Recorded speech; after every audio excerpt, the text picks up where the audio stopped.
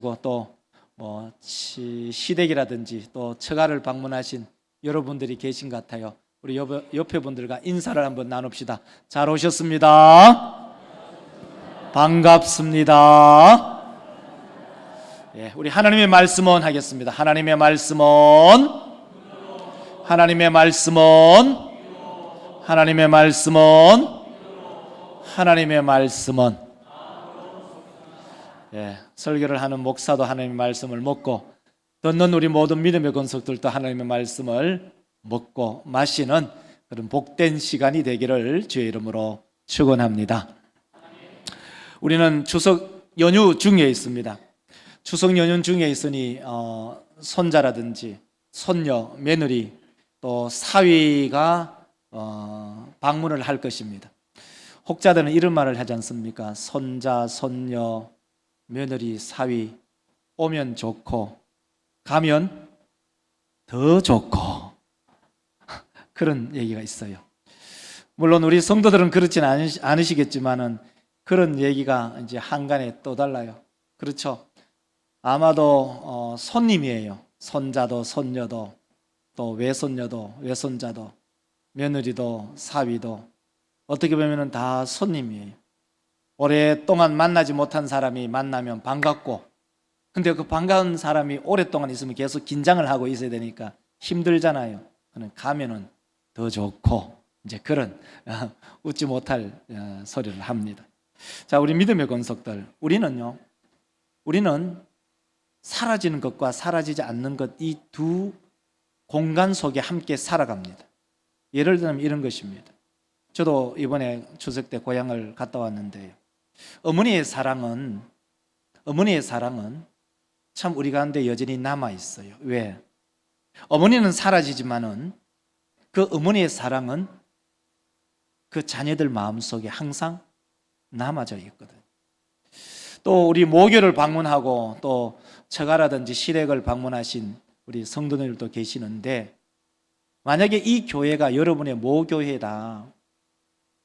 모교회면 그 어릴 때에 놀았던 모교의 친구들은 없어져요. 때로는 멀리 시집 가기도 하고 때로는 만나보지도 못하고 우리의 눈에 사라져요. 그리고 건물도 사라지기도 하고 교회 시설이 바뀌어지기도 하고. 그런데 우리 마음속에 남아있는 건 있어요. 그것이 뭐냐? 바로 어릴 때의 신앙의 추억들이 내 마음속에 남아져 있는 거죠. 그래서 오늘 본문 말씀을 가지고 제목을 이렇게 잡았어요. 사라져도 사라지지 않는 것. 그렇죠. 우리의 마음속에는 사라지는 것들도 있지만 여전히 우리 마음속에는 사라지지 않는 것이 여전히 남아 있다는 그런 의미예요. 오늘 본문 말씀을 읽어도 마찬가지입니다. 오늘 본문 말씀은 신명기 29장에 우리가 본문이 자리 잡혀져 있는데요. 신명기는 전체가 30넉장으로 되어 있어요. 30넉장의 그림표를 보여주면 이렇게 그림표가 보여지죠. 자, 신명기서는요 3개의 설교 구성이 되어 있는 거예요. 첫 번째 설교는 1장 1절부터 4장 43절까지 첫 번째 설교가 있고, 두 번째 설교는 4장 44절부터 26장까지가 두 번째 설교이고 27장부터 34장이 세 번째 설교인데, 지금 우리의 본문이 어디에 위치해 있냐면은 29장 10절부터 21절이기 때문에 세 번째 설교에 포함되어 있다는 거죠. 여러분이 잘 알고 있는 신명기 28장은 하나님께서 이스라엘 백성들에게 두 개의 길을 딱 제시합니다. 하나님의 말씀대로 살아가면은 축복의 사람이 되고, 하나님의 말씀을 살아가지 않는 사람에게는 저주를 받는다. 무려 신명기 28장은 전체가 얼마나 많이 긴지 68절까지 되어 있는데요. 1절부터 14절까지는 축복의 절이라면은 15장부터 68절까지는 모두가 저주예요. 하나님의 마음이 어떤 마음일까요?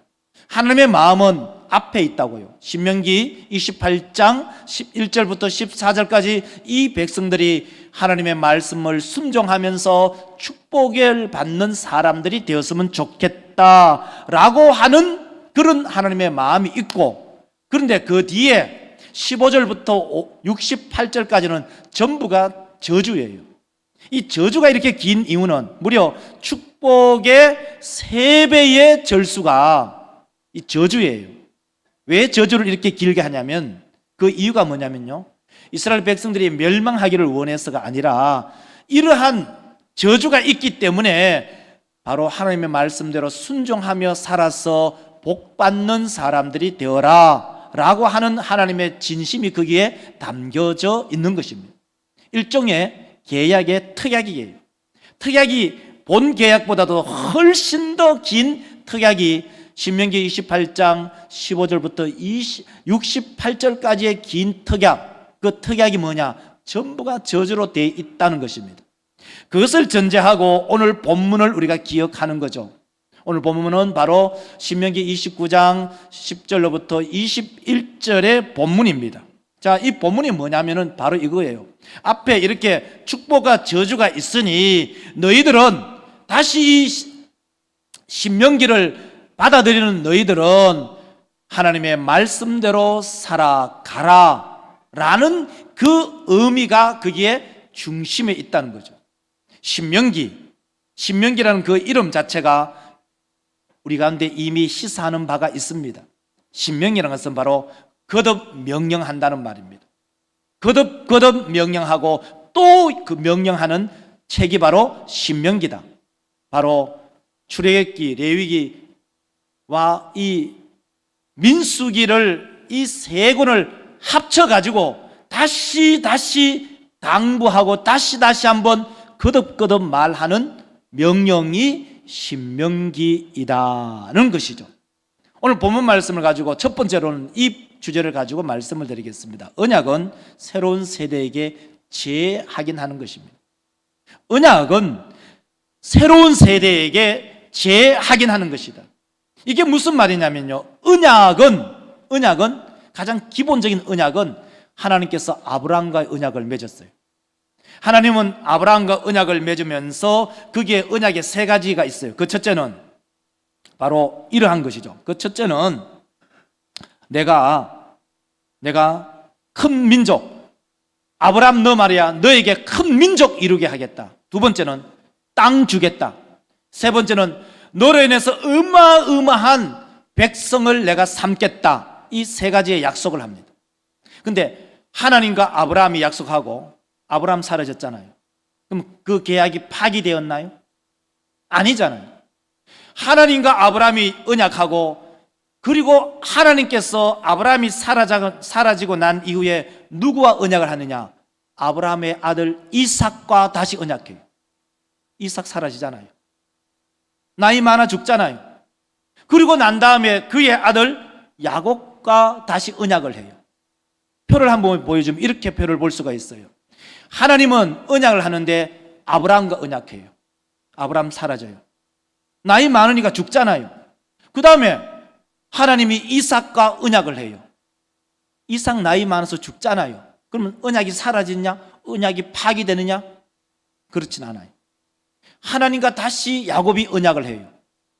그리고 야곱이 죽지만, 야곱이 사라지지만 하나님께서는 이스라엘, 오늘 본문 속에죠, 이스라엘과 언약을 다시 하는 것을 볼 수가 있어요.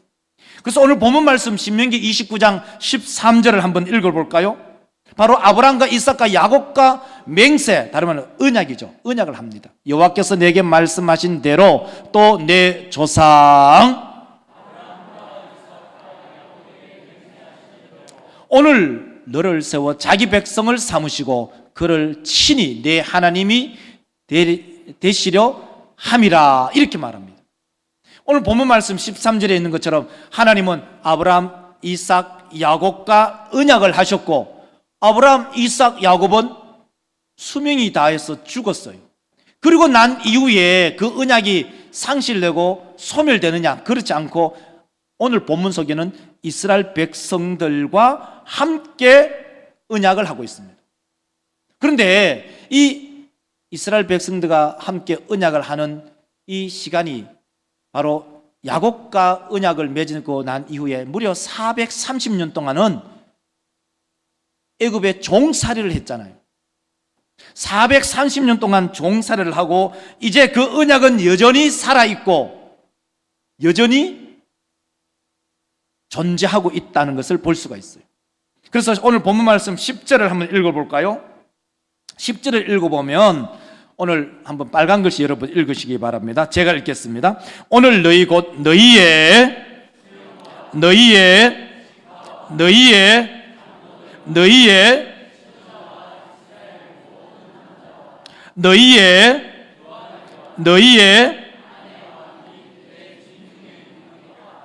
너를 위하여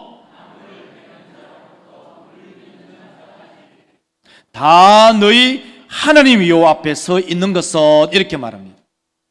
오늘 본문 속에 나타나는 오늘 본 말씀 10절에 나타나는 이 너희 언약은 새로운 세대와 재확인하는 것을 알 수가 있어요. 우리 사람 믿음의 권속들, 언약의 그 대상이 수령, 지파, 장로들, 지도자들, 라마, 그리고 유아들, 아내, 객, 나무 패는 자들, 물 깁는 자들, 다시 말해서 지도자로부터 노예까지 이스라엘 땅에 있는 사람들, 이스라엘 백성들이라면 모두가 언약의 대상자임을 이 본문이 우리 가운데 들려주고 있잖아요. 자, 그러면요, 바로 이것입니다. 언약은 새 시대에게, 새로운 세대들에게 계속적으로 재확인하고 있음을 명확하게 알 수가 있어요. 하나님은 아브라함과 언약했잖아요. 아브라함 죽었잖아요. 언약이 파기되나요? 언약이 사라지나요? 아니에요. 새로운 세대 이삭과 다시 새 언약을 체결하잖아요. 이삭과 맺은 언약이 이삭과 맺은 언약, 이삭은 사라지잖아요. 그러나 하나님께서는 그 언약을 다시 야곱과 체결하잖아요. 야곱이 죽고 없어지잖아요. 그 다음에 하나님께서는 시내산에서 이스라엘 백성들 1세대들과 함께 언약을 체결하잖아요. 이스라엘 백성들 광야에서 다 죽어나갔어요. 그러면 오늘 본문 속에 바로 모압 땅에서 제2세대들과 함께 언약을 체결합니다. 이제 그 세대들도 다 지나갔어요. 그러면 이 언약은 엄밀하게 말하면 지금 여러분들과 함께 언약을 체결하고 있는 것을 알 수가 있어요. 그걸 어떻게 알 수 있느냐면은 신명기 29장 14절을 한번 읽어볼까요? 자, 읽겠습니다. 내가 이 언약과 맹세를 오늘 우리 하나님 여호와 앞에서 오늘 아멘. 다 같이 아멘 합시다. 아멘. 오늘 본문 말씀 14절 읽어보면은 이 언약은 너희와 세우는 것이 아니라 그 방점이 어디 있냐면은 여기에 함께 있지 아니하는 후대들과 함께 이 언약을 체결하는 것이다. 언약은 새로운 세대들과 끊임없이 재확인하는 것을 알 수가 있죠. 거듭 말씀을 드리면 하나님과 아브라함, 하나님과 이삭, 하나님과 야곱, 하나님과 시내산 언약 1세대들, 이스라엘 백성들 1세대들, 그리고 하나님과 모압 언약 2세대들, 그리고 지금 나타나는 우리 모든 성도들. 이 언약은 그 당대의 사람들만 국한해서 언약을 세워지는 것이 아니라 우리의 후대들에게 그 언약이 체결되고 있음을 알 수가 있어요. 저는 신명기서를 쭉 읽으면서 이 본문을 읽으면서 이걸 추석 때 설교해야겠구나. 왜? 추석 때에는 우리 자녀들이 어머니 아버지 찾으러 배로 올라오잖아요. 그러면 우리 자녀들에게 덕담을 하잖아요. 야들아 돈 많이 벌어라, 얘들아 건강해라, 야들아 시험에 합격해라, 또 덕담이면서도 잔소리, 야들아 결혼해라, 이런 얘기 하잖아요. 우리 믿음의 성도들, 그런 얘기 다 좋아요. 그러나 그것보다도 더 우리 자녀들에게 반드시 해야 될 말이 뭐냐? 야들아 신앙생활 잘해라, 야들아 예수 잘 믿어라, 이 얘기를 하는 우리 모든 믿음의 권속들이 되시기를 주의 이름으로 축원합니다. 오늘 본문 말씀이 바로 그 이야기를 하고 있잖아요. 아브라함과 맺었던 그 언약, 아브라함 사라지잖아요. 이삭과 맺었던 그 언약, 이삭 사라졌잖아요. 야곱과 맺었던 그 이삭, 야곱 사라졌잖아요. 그리고 시내산에서 맺었던 그 이스라엘 1세대들 다 사라졌잖아요. 모압에서 맺었던 그 모압의 제2세대들 다 사라졌잖아요. 그러나 여전히 이 언약은 존재하고, 그 언약은 누구와 체결하느냐? 바로 지금 바로 여기에 있지 아니하는 우리의 후대들에게 이 언약이 체결된다고 성경은 우리 가운데 들려주고 있어요. 그러므로 우리 믿음의 권속들, 우리 어른들의 신앙이 정말 반듯하게 제대로 서 있다면 오늘 말씀대로 여기에 있지 않는, 또 여기에 있는 우리 믿음의 후손들에게 이 언약을 우리 후손들에게 전달하는 그러한 믿음의 부모님들, 할아버지, 할머니들이 되시기를 주의 이름으로 축원합니다. 바로 오늘 추석 때, 추석 연휴 때 이 설교를 하는 이유가 바로 여기에 있는 것입니다.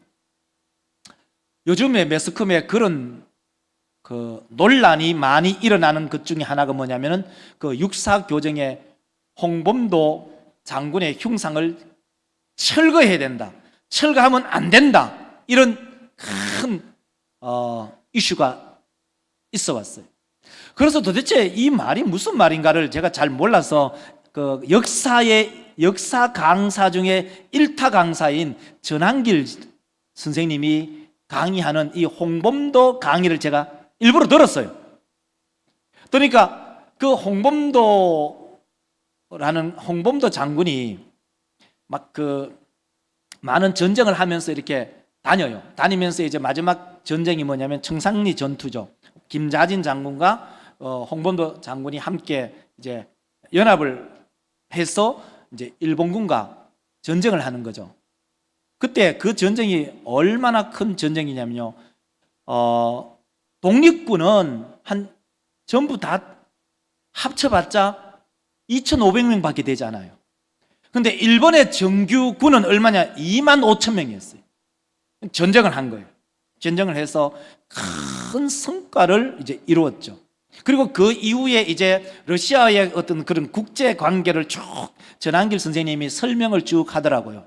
그리고 나중에는 이제 키르기스탄 쪽으로 이제 그 열차를 타고 이제 강제로 이주를 당하는 거예요. 이제 마지막에 이제 키르기스탄에서 이제 홍범도 장군이 이제 죽어요. 그 이후에 그것을 발굴해서 우리나라의 유해를 가져오는 그런 과정을 쭉 설명을 하더라고요. 자, 우리 사람 믿음의 성도들, 홍범도 장군의 그 흉상을 육사에서 철거를 하지 않던 이 문제는 사실 각자가, 우리 성도들도 각자가 이제 판단해야 될 그런 문제지만은 팩트는 분명히 그분이 독립운동을 했다는 것은 팩트더라고요. 자, 그와 마찬가지로 하나님과 아브라함이 맺은 그 언약은 여전히 남아있다는 거예요. 그게 팩트예요. 하나님과 이삭이 맺었던 그 언약은, 이삭은 사라졌지만 언약은 남아있다는 것이 팩트예요. 하나님과 야곱이 맺었던 그 언약, 야곱은 사라졌어요. 근데 그 언약은 여전히 우리 가운데 있다는 것이 사실이에요. 이스라엘 백성들과 맺었던 그 언약 역시 이스라엘 백성들은 다 사라졌지만 여전히 그 언약은 남아 있어요. 언약은 새로운 세대를 전달해주는 매개체예요.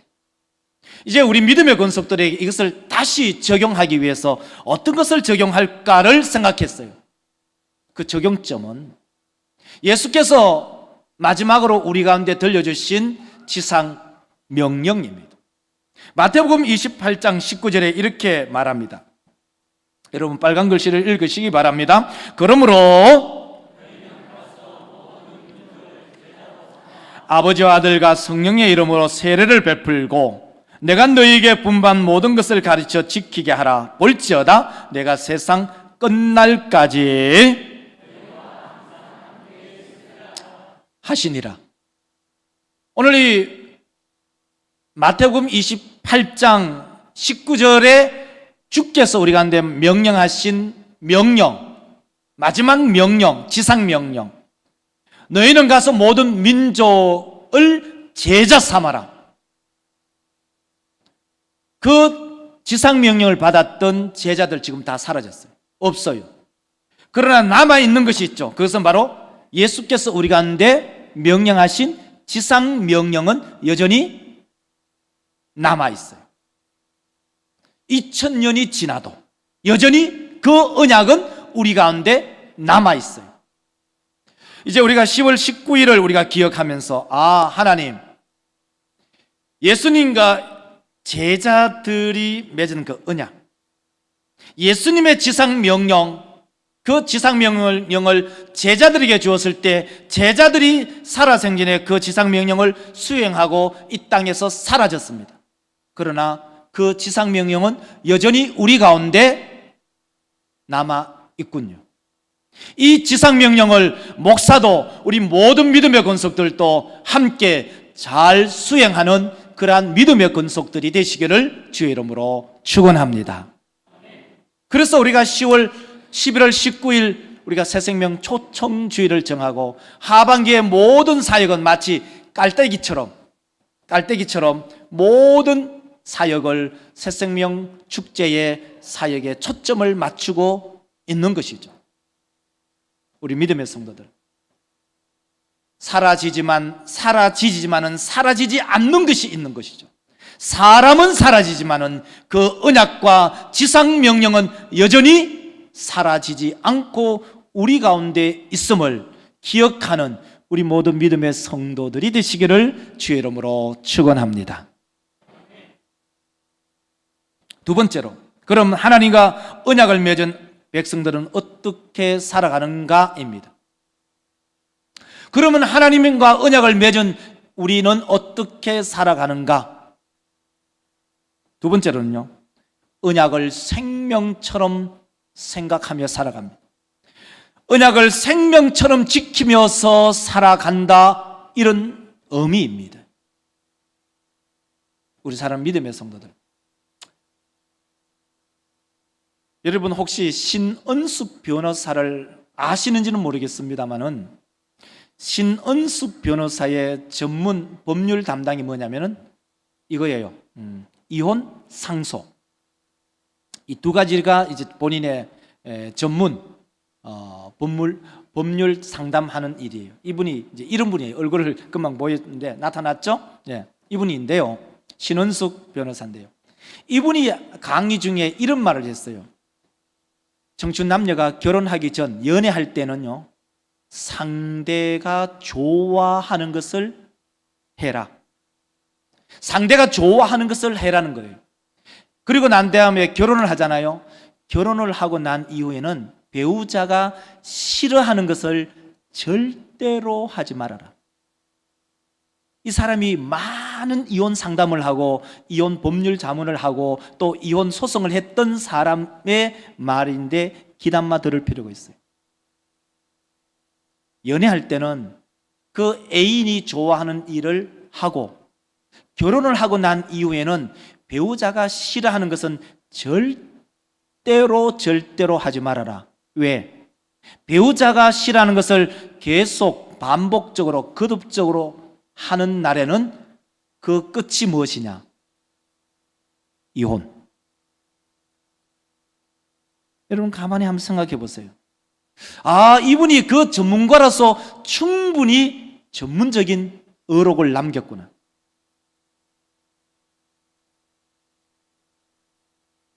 남편이 싫어하는 것들이 있어요. 아내들을 향해서 남편이 싫어하는 것이 있어요.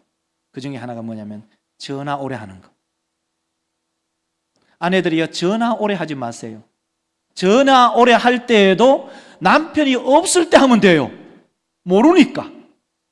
남편이 들어왔는데도 계속 전화기를 잡고 있다는 것은 남편이 싫어하는 일 중에 하나예요.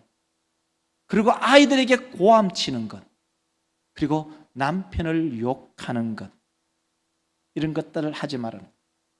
그것이 계속 쌓이고 쌓이면은 남편이 그거 하지 마세요, 그거 하지 마세요 계속 쌓이는데 계속 하면은 결국은 마지막 방점이 어디에 기착하느냐? 이혼. 한번 따라 합시다. 남편이 싫어하는 것을 하지 말자. 아내들이여 따라하세요. 남편이 싫어하는 것을 하지 말자. 120명 중에 20명이 하시는 것 같아요. 다시 하겠습니다. 아내들만 따라하세요. 남편이 싫어하는 것을 하지 말자. 남편들도 따라하세요. 아내가 싫어하는 것을 하지 말자. 똑같아요. 상방이. 배우자가 싫어하는 것 하지 마세요. 그것을 우리 본문 말씀으로 적용한다면 바로 이겁니다. 하나님이 싫어하는 것을 하지 말아라. 하나님이 싫어하는 것을 하지 말아라. 그러면 하나님이 무엇을 싫어하실까? 오늘 본문 속에서는 우상 숭배예요. 17절을 볼까요? 17절 보면 이렇습니다. 여러분 빨간 글씨 읽으시기 바랍니다. 너희가 또 그들 중에 있는 보았느니라. 가증한 것과 목석과 은금의 우상을 섬기는 것은 하나님께서 싫어하는 것. 우리 사랑하는 믿음의 권속들, 하나님이 싫어하는 것 하지 마시기를 주의 이름으로 축원합니다. 하나님의 백성은 어떻게 살아가느냐? 바로 언약을 생명처럼 여기며 지키며 살아가는 것입니다. 그러면 하나님께서 싫어하는 것을 계속적으로 하면은 그 사람에게 어떤 현상이 일어나는가? 영혼의 마비가 일어납니다. 오늘 본문 말씀 19절을 한번 읽어볼까요? 19절 읽겠습니다. 이 저주의 말을 듣고도 이러기를 내가 내 마음이 완약하여 젖은 것과 마른 것이 멸망할지라도 할까 함이라. 이게 무슨 말이냐면 이런 말이에요. 하나님이 싫어하는 우상 숭배를 계속하면서도 그 마음에 이르기를 양심이 마비가 되어서 심중에 스스로 복을 빌어. 무슨 말이냐면 내게는 평안이 있다. 하나님께서 그렇게 말씀하셨나요? 아니잖아요. 바로 저주가 임한다고 말했는데 이 사람은 말하기를 자기 마음에 이르기를 심중에 이기를 나는 평안이 있다라고 말합니다. 결국 그 마음속에 양심이 마비가 되어 버리는 거죠. 양심이 마비된 그 사람의 그 끝이 뭐냐? 여호와의 분노와 저주가 임하는 거예요. 20절 말씀 읽겠습니다. 여호와는 이런 자를 사하지 않으실 뿐만 아니라 그 위에 또 이 책에 기록된 모든 저주를 그에게 더하신다는 거예요. 그리고 그 이름을 지워버린다는 거예요. 우리 사람 믿음의 권속들, 하나님의 백성은 어떻게 살아간다고요? 언약을 생명처럼 여기면서 그 언약을 지키면서 살아가죠. 그런데 오늘 본문 속에 나타나는 그 사람들은요, 하나님이 싫어하는 것을 계속 행하여, 하나님이 싫어하는 것을 계속 행하면 어떤 문제가 생기느냐? 내 마음이, 양심이 마비가 돼요. 양심이 마비가 되니까 자기 스스로가 위로를 해요. 나는 복을 받을 사람이라고. 천만의 만만의 말씀이에요. 하나님의 말씀은 그 사람에게 저주가 임한다, 그렇게 선언합니다. 이제 말씀을 맺을까 합니다. 우리 사람 믿음의 권속들, 사라져도 사라지지 않는 것이 있어요. 사람은 모두가 사라져요. 그러나 하나님의 언약은 사라지지 않습니다. 그러므로 하나님의 백성들은 하나님의 언약을 생명처럼 여기며 지키고 살아갑니다. 우리 모두 믿음의 권속들이 하나님의 백성이므로 하나님의 그 언약을 생명처럼 여기며 지키고 살아가는 축복의 사람들이 되시기를 주의 이름으로 축원합니다. 기도합시다.